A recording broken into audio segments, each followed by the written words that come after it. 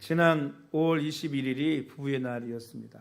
오늘은 가정의 달 마지막 주간입니다. 그래서 오늘 이 비밀이 크도다라는 제목으로 함께 은혜를 나누고자 합니다.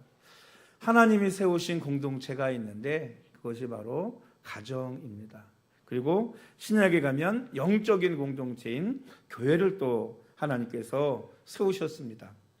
하나님께서 가정을 세우신 이 목적이 뭐겠어요?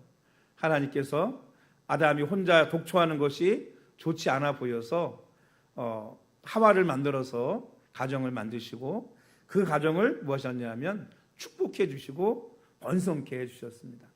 그래서 하나님은 가정이 세워지기를 원하고 하나님은 그 가정이 하나님의 축복 가운데 살아가기를 원하시는 것이 바로 하나님이신 줄로 믿습니다. 그런데 마귀는 어떠냐? 하나님이 만드신 그 공동체와 가정을 깨트리기를 원해요. 그래서 아담과 하와 시대에는 하와를 꼬드겨서 가정을 깨트리기도 하고 오늘 또 이 시대에도 수많은 것들을 통해서 가정을 해치하고 깨트리고 있는 줄로 믿습니다. 여러분, 불교에서는 부부는 전생에 원수였다고 합니다. 부부가 전생에 원수였대요. 그래서 옛날에 원수였으니까 지금은 사랑하며 살아라 그래가지고 부부가 되었다고 합니다. 그만큼 부부 생활이 어렵다는 뜻이기도 할 것입니다. 결혼한 사람이면 알겠지만 남자와 여자가 함께 산다는 게 참 이게 쉽지 않은 것 같습니다. 제가 결혼하기 전에 우리 사모가 책을 한 권 줘가지고 제가 읽었거든요. 화성에서 온 남자, 금성에서 온 여자인가 하는 책이었어요. 그러니까 외계인 둘이 만나가지고 같이 사니까 맞는 게 있겠어요, 없겠어요? 둘이 너무 좋아하고 결혼을 했는데 맞는 게 하나도 없어요.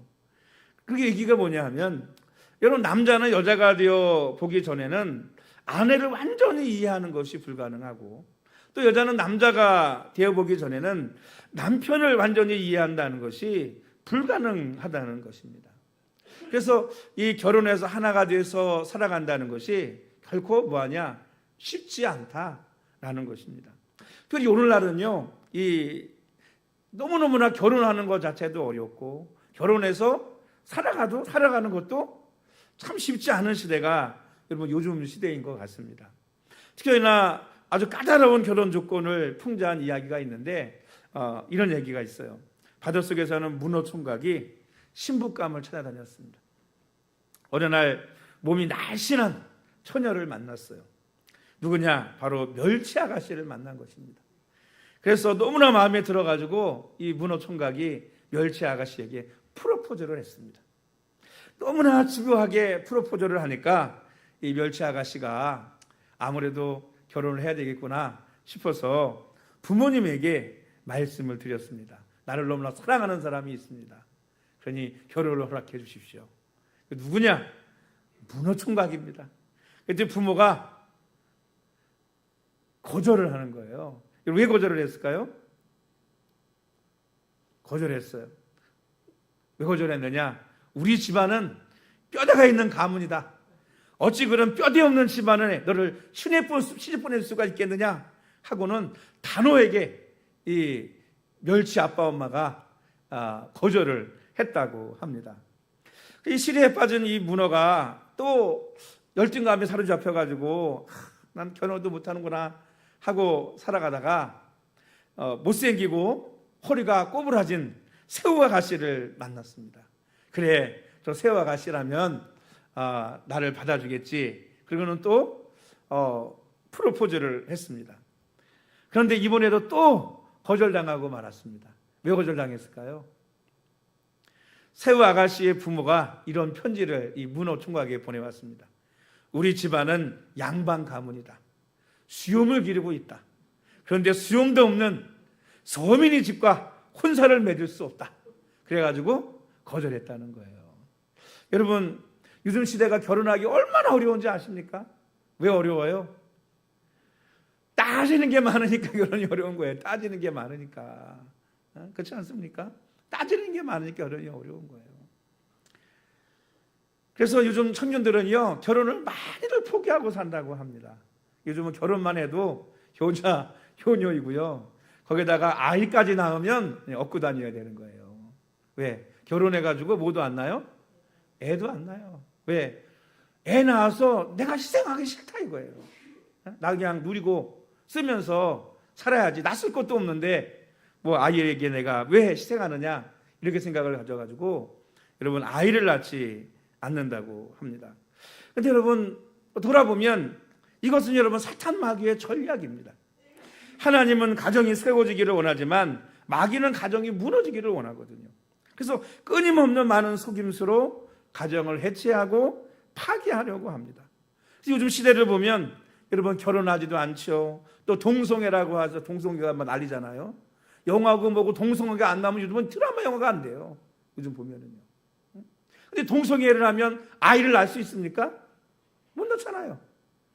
또 결혼을 해도 뭐 하느냐? 아까 말씀드린 것처럼 누리고 살겠다고 아이를 낳지 않습니다.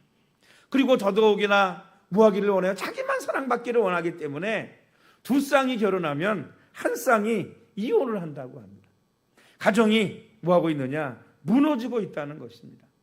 이런 마귀는 왜 가정을 무너뜨리려고 할까요? 가정이 무너지면 사회도 무너지고 교회도 무너지고 국가도 무너집니다. 모든 것이 뭐 하게 되느냐? 무질서하게 무너지고 말거든요. 모든 사회가 곤란에 빠지고 맙니다. 여러분 마귀는 왜 가정을 이렇게 무너뜨리고자 할까요? 첫 번째로 결혼하여 가정을 만드는 것은 하나님의 축복이기 때문입니다. 여러분 하나님께서 가정을 왜 만드셨을까? 여러분 성경이 딱 기록하고 있어요. 뭐라고 기록하고 있느냐? 복 주기 위해서다. 이렇게 기록하고 있습니다. 창세기 1장 27절 28절 말씀 보면 하나님이 자기 형상 곧 하나님의 형상대로 사람을 창조하시되 남자와 여자를 창조하시고 하나님이 그들에게 복을 주시며 그들에게 이르시되 생육하고 번성하여 땅에 충만하라 땅을 정복하라 바다의 물고기와 바다의 새와 땅에 움직이는 모든 생물을 다스리라 하시니라. 하나님이 아담과 하와를 만드시고 뭐 하셨느냐? 복을 주셨어요. 그리고 생육하고 번성을 하고 했습니다. 요즘 근데 어때요? 가정이 이루어지지도 않아요. 그리고 뭐 하지 않아요? 생육하고 번성하지도 않아요. 특히 우리나라는 그게 너무 심해. 참 우리나라는 왜 이렇게 뭐든지 빠른지 모르겠어요. 교회가 부흥도 빠르고 교회가 무너져가는 것도 빠르고요. 경제가 성장하는 것도 빠르고 경제가 무너지는 것도 빨라요. 아이들이 사람들이 막 늘어나는 것도 빠른데 줄어드는 것도 세계 최고야. 여러분 옛날엔 일본이 애 낳는다고 그랬잖아요. 우리나라 일본의 2배 이상 애를 낳았습니다. 그러니까 세계에서 가장 인구가 줄어들고 있는 나라 대한민국이에요. 여러분 사람이 없으면 어떻게 되겠어요? 나라는 점점 힘을 잃는 것이고 여러분 무너지고 마는 것입니다. 그래서 그런지 몰라도 옛날에도 결혼이 어려웠는지 모르겠어요. 그래서 성경에 보면 잠언에 보면 결혼한 남자는 하나님의 복과 은총을 받은 사람이래요. 여러분 다 결혼하신 분들 우리 청년들 외에는 다 결혼했잖아요. 여러분 결혼하신 분들 특히 남자분들 하나님의 축복과 은총을 받은 분인 줄로 믿습니다. 할렐루야. 왜? 아무나 결혼하는 게 아니에요. 그래서 잠언 18장 22절에 보면 아내를 얻는 자는 복을 얻고 여호와께 은총을 받은 자니라 이렇게 말씀하고 있습니다. 아내를 얻고 얻은 자는 복을 얻었어요. 그리고 하나님의 은총을 받은 사람이라는 거예요. 여러분 결혼한 사람 하신 분들은 다 하나님의 축복과 은총을 받은 사람인 줄로 믿습니다. 왜? 하나님은 그렇게 가정을 축복하기를 원하시고 하나님은 그렇게 가정이 뭐하기를 원하시느냐? 번성하기를 원하신다는 것입니다. 사랑하는 우리 세일교 성도의 모든 가정에 하나님의 축복과 은총이 항상 있기를 주님의 이름으로 축복합니다. 두 번째는 결혼은 나의 행복을 위해서 하는 것이 아니라는 것입니다. 이 마귀가 자꾸 뭐라고 속이냐 하면 결혼은 뭘 위해서 한다? 나의 행복을 위해서 한다라고 생각하는 거예요. 제가 이렇게 설교 준비를 하다가 탁 깨달은 게 그거예요. 아, 결혼이라는 거는 나의 행복을 위해서 하는 게 아니다. 누구의 행복을 위해서 하는 거예요? 예? 누구의 행복, 나의 행복을 위한 게 아니면 누구의 행복을 위해서 결혼하는 거예요? 예? 그렇죠. 상대편의 행복을 위해서 결혼하는 거예요. 여러분 이거 이해되십니까? 설교 준비하다 제가 딱 깨달았어요. 이 결혼에 대한 설교 준비하다가. 왜냐하면 마귀는 세상에다가 뭐라고 얘기하냐면 나의 행복을 위해서 결혼하는 것이다라고 가르쳐줍니다. 그러니까 나의 행복을 위해서 결혼하니까 내가 행복하지 않으면 뭐 안 해요? 이혼하는 거예요. 나의 행복을 위해서 뭐도 안 하는 거예요? 아이들도 안 낳는 거예요. 여러분, 아이를 낳아서 키우는 거 많이 희생이 있지만 어때요? 키우면서 아이를 자라면서 뭘 느껴요? 정말 보람과 만족이 더 크잖아요. 그렇지 않습니까? 저도 요즘 엄청 후회하고 있어요. 왜? 둘만 낳고 끝낸 거. 이게 되게 아쉽더라고요. 한 두세 명 더 낳았어야 되는데 이런 생각이 드는 거예요. 예? 그때는 개척해서 어려운데 애는 둘이나 있으니까 그래 그만 낳자. 어떻게 키우냐 그러고 했는데 낳아서 키우다 보니까 다 자기 먹을 건 하나님이 다 주시더라고요. 할렐루야. 다 주셔. 걱정 안 해도 돼요. 왜? 하나님의 자녀니까 하나님이 먹이시고 입히시는 것 같아요. 그리고 되게 후회가 되더라고요. 여러분, 왜 내 행복이 아니라 상대편 행복을 위해서 하는 거냐면 이게 우리가 속으면 안 돼요. 결혼 뭐 때문에 하는 거예요? 내 욕구와 내 만족을 위해서 하는 겁니까? 정말 남편과 아내가 서로 사랑해서 하는 거예요. 뭐해서 하는 거예요? 사랑해서 하는 거죠. 진정한 결혼은 뭐 조건 따져가지고 내 욕구 이루고 내 욕구 채우기 위해서 결혼하는 건 아니지 않습니까? 이건 잘못된 결혼이잖아요. 사랑해서 하는 거예요. 그럼 사랑하면 왜 결혼할까요? 내 욕구 채우려고 결혼해. 사랑해서 하는데 왜 결혼해요? 상대편을 행복하게 해주고 싶어서 결혼하는 거죠. 상대편을 사랑해주고 싶어서 결혼하는 거예요. 맞아요, 안 맞아요? 그러니까 결혼은 누구의 행복을 위해서 하는 거예요? 나를 위해서 하는 거예요? 상대편을 위해서 하는 거예요? 자신 있게 얘기해봐요. 누구를 위해서 하는 거예요? 누구를 위해 하는 게 맞아요? 상대편의 행복을 위해서 결혼하는 게 맞아요. 자꾸 나를 내가 행복하기 위해 한다고 생각하니까 이게 속는 거예요. 맞는 것 같아 틀린 거예요. 그거는 잘못된 결혼이 되는 거죠. 어떻게 보면. 여러분, 오늘 말씀에도 보면 아내는 남편에게 순종하고 복종하래요. 그래서 왜 그럼 남편을 위해서 순종하고 복종해야 될까요? 뭐 아내가 남편보다 아래에 있기 때문이 아니에요. 성경은 남녀 평등을 얘기하거든요. 남편이 가정의 머리가 되기 때문에 남편을 가정의 머리로서 인정해 주라는 것입니다. 남자라는 존재는요, 참 이게 뭐냐면 인정받는 것을 가장 좋아합니다. 특히 누가 인정해 주는 걸 가장 좋아하냐면 내가 사랑하는 아내가 나를 인정해 주는 걸 되게 좋아해요. 여러분, 왜 그러잖아요. 남자들은 죽을 때 돼야 철듣는다고. 맨날 애 같은 거예요. 남자는. 어린아이들 어때요?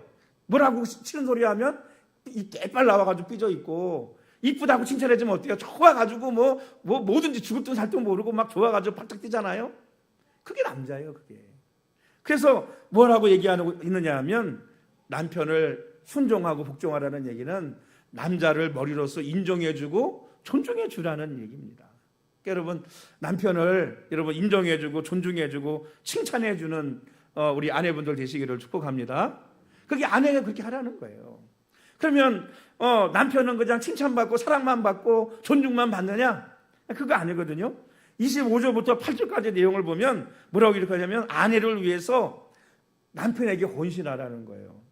아내를 사랑하는데 어떻게 사랑하느냐? 예수님께서 교회를 사랑하시듯이 사랑하고 희생하라는 것입니다. 예수님께 교회를 위해서 어떻게 했어요? 자기 목숨을 십자가에 못 박았잖아요. 그렇게 뭐 하느냐 하면 사랑하고 희생하래요. 또 거기에다가 물로 씻어 거룩하게 하고 자기 앞에 영광스러운 교회로 세우사 티나 주름 잡힌 것이 없게 하고 거룩하고 흠이 없게 하라고 그렇게 말씀하고 있거든요. 여러분, 이게 무슨 말인가요? 아내를 보석처럼 귀한 것처럼 아끼고 사랑하고 떼타지 않도록 뭐 묻지 않도록 말이죠. 그렇게 아껴주라는 거예요. 아내 무시하지 말고 함부로 대하지 말고 귀중하고 존귀하게 대하라는 것입니다. 또 아내는 그렇게 사랑해 주는 것을 뭐예요? 기뻐하고 행복해 한다는 것입니다. 그런데 문제는 뭐냐 하면 서로가 서로를 존경하고 귀중히 여기는 것이 아니라 뭐 하려고 하니까 문제예요. 나만 행복하려고 하니까 생기는 거예요. 여러분, 결혼은 내가 사랑하는 사람과 하는 것이지 않습니까? 그러면 나의 욕구를 이루고 내가 행복하기 위해서 하는 것이기보다는 내가 사랑하는 사람을 행복하게 해주고 만족하게 하기 위해서 뭐 하느냐? 결혼하는 거예요. 여러분, 나는 행복한데 배우자가 불행하다면 그건 잘못된 것입니다. 서로가 서로를 뭐 해야 돼요? 사랑하고 서로가 행복하기 위해서 서로 헌신하고 희생해야 되는 것이 바로 부부라는 것입니다. 여러분, 두 사람이 너무 사랑해서 결혼을 합니다. 내가 행복하기 위해서가 아니라 사랑하는 사람을 행복하게 하기 위해서. 이게 여러분 진정한 사랑이고 하나님께서 원하시는 그런 결혼인 줄로 믿습니다. 여러분 한번 생각해 보세요. 내가 어떻게 하면 아내가 행복할까?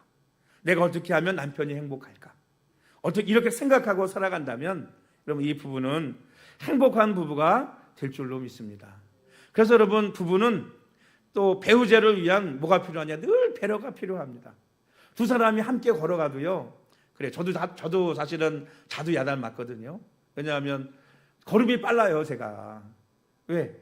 뭐 초등학교 때 뭐 3, 4km를 매일 같이 걸어서 학교를 다녔잖아요, 시골에서. 그러다 보니까 걸음이 빨라.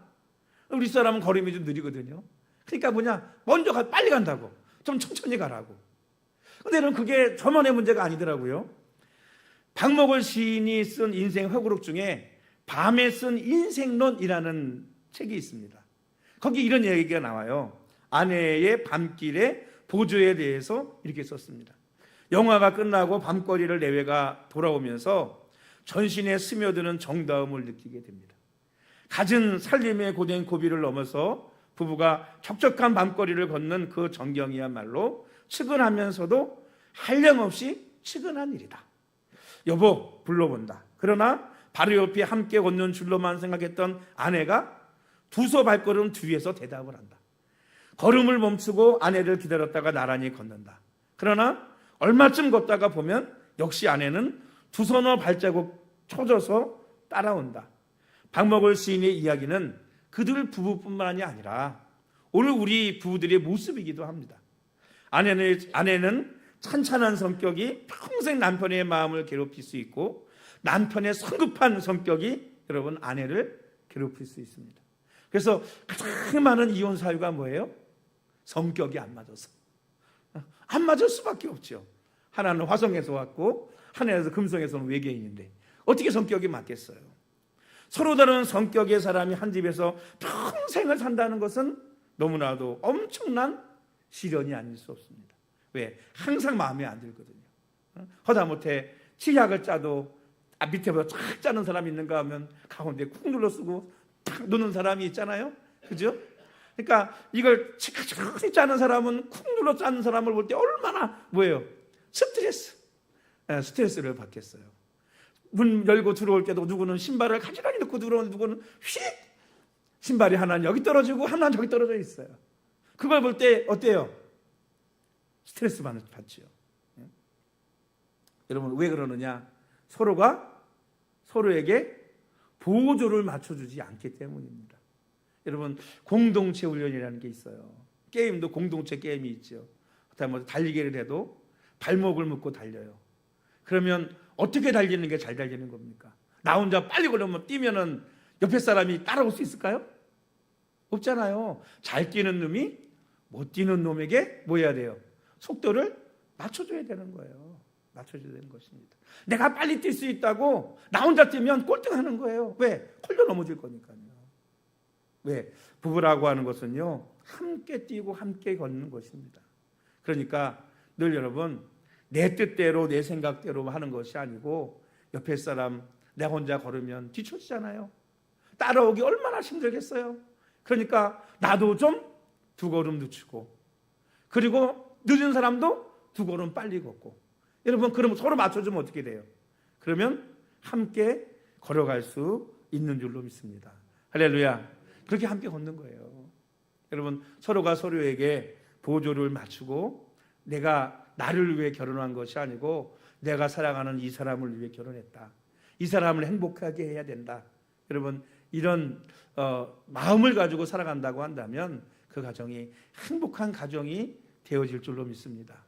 여러분 얼마 전에 아주 인기 중에 끝난 드라마가 있죠. 눈물의 여왕이라고 보셨어요? 둘이서 사랑해서 결혼했는데 나중에는 뭐예요? 좀 점점 틈이 멀어지면서 이혼하려고 하잖아요. 그러다가 죽을 병에 걸렸다니까 그래 죽기 전에도 잘해주자. 그러다가 어떻게 해요? 다시 사랑하게 되고 다시 가까워지잖아요. 그럼 나중에 어떤 모습을 보여요? 남자는 아내를 살리기 위해서 내 모든 걸 다 희생하잖아요. 아내는 나쁜 그 빌런 역할하는 그 사람이 자기 남편은 이제 이혼했음에도 남편을 누명을 씌워서 감옥 보내려고 하니까 어떻게 해요? 자기의 모든 그 백화점 사장 내려놓고 자기 아픈 것까지 다 뭐예요? 공포하죠. 누구를 위해서? 자기 남편을 위해서. 이게 바로 뭐냐? 사랑이죠. 결국은 둘이 어떻게 되죠? 해피엔딩으로 여러분 끝을 맺는 거예요. 이게 여러분 진정한 부부관계의 사랑의 모습인 줄로 믿습니다. 따라합시다. 남편을 행복하게 하자. 남편들은 아내를 행복하게 하자. 예, 그게 살면 여러분 행복하게 사는 것입니다. 세 번째는 남편과 아내는 그리스도와 교회와 같다고 말씀하고 있습니다. 우리 31절 32절 말씀 한번 다 같이 읽겠습니다. 시작. 그러므로 사람이 부모를 떠나 그의 아내와 합하여 그 둘이 한 육체가 될지니 이 비밀이 크도다. 나는 그리스도와 교회에 대하여 말하노라. 사도 바울은 부부, 남편과 아내의 관계를 뭐에 비유했냐면 그리스도와 교회의 관계로 비유를 했습니다. 사람이 부모를 떠나 그 아내와 합하여 둘이 하나가 된다는 것이 이 결혼이죠. 그리고 이 비밀이 크대요. 그러면서 다시 교회와 그리스도에 대해서 말한다고 했습니다. 즉 교회와 예수님이 하나인 것처럼 남편과 아내가 하나라는 것입니다. 그래서 부부는 2촌도 아니고 3촌도 아니고 1촌도 아니고 무촌이에요. 왜? 하나이기 때문입니다. 교회가 그리스도에게 순종하듯 존경하듯 아내는 남편을 존경하고 순종한다면 행복한 가정이 될 수 있습니다. 또한 예수님께서 교회를 사랑하셔서 자신을 희생하신 것처럼 남편이 아내를 아끼고 사랑한다면 또한 행복한 가정이 될 줄로 믿습니다. 할렐루야. 남편을 존경하라고 하니까 그런 분 있을 거예요. 존경할 게 있어야 존경을 하죠. 예? 그런 분이 있을지 모르겠어요. 여러분, 나를 위해 십자가에 죽으신 예수님을 생각하라고 했습니다. 우리 22절 말씀 한번 다 같이 읽어볼까요? 22절 다시 한번 읽겠습니다. 시작. 아내들이여 자기 남편에게 복종하기를 주께 하듯 하라. 누구에게 하듯 하라고요? 주님께 하듯, 예수님께 하듯 순종하고 존경하라는 거예요. 그러니까 내 남편이 예수님은 아니지만 예수님이다 생각하고 마음이 안 들어도 꼴보기 싫어도 주 안에서 뭐해라? 순종해라는 거예요. 순종해라. 남편들은 아내를 사랑하고 희생해라고 했는데 여러분 남편들 나가서 일하고 와도 뭐 아내를 위해서 뭐 하기가 쉽습니까? 힘들죠. 그런데 여러분 그럴 때 뭘 생각하는 남편들은 예수님의 십자가의 사랑을 생각하라는 거예요. 그래서 23절에 이렇게 말씀하고 있어요. 23절 말씀 읽겠습니다. 시작. 남편들아. 23절 남편들 아니에요? 25절이네. 제가 잘못 적었군요. 25절 시작. 남편들아 아내 사랑하기를 그리스도께서 교회를 사랑하시고 그 교회를 위하여 자신을 주신같이 하라. 예수님은 교회를 위해서 어떻게 하셨어요? 자신을 십자가 못 박아 우리에게 주셨어요. 그것처럼 남편들은 아내를 위해서 그렇게 뭐해라? 희생하라는 거예요. 여러분 설거지 남편들 설거지 많이 하시나요? 옛날 분들은 우리 장로님도 부엌에 들어가지 말라 그래가지고 우리 장로님 계시지만요 아버님한테 남자는 부엌에 들어가면 안 된다 그래가지고 재밌는 일화가 있어요.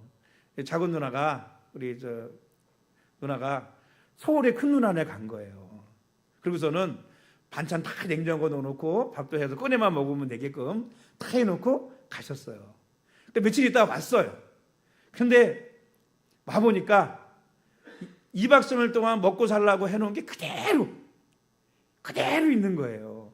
왜? 남자는 부엌에 들어가면 안 되니까 꺼내 먹는 거 데펴 먹는 거 자체도 안 하고 사는 거예요. 그렇게 있던 거예요. 그러니까 얼마나 여러분 기가 막힙니까? 옛날 분들은 그랬단 말이에요. 근데 여러분 요즘이야 남자들 설거지 잘해야 되고 음식도 잘해야 되고 다 잘해야 되잖아요. 그런데 남편을 위해서, 아내를 위해서 희생하고 뭔가를 하는 것이 힘들다? 그럴 때 남편들은 여러분 생각하셔야 됩니다. 뭐 생각해야 되느냐?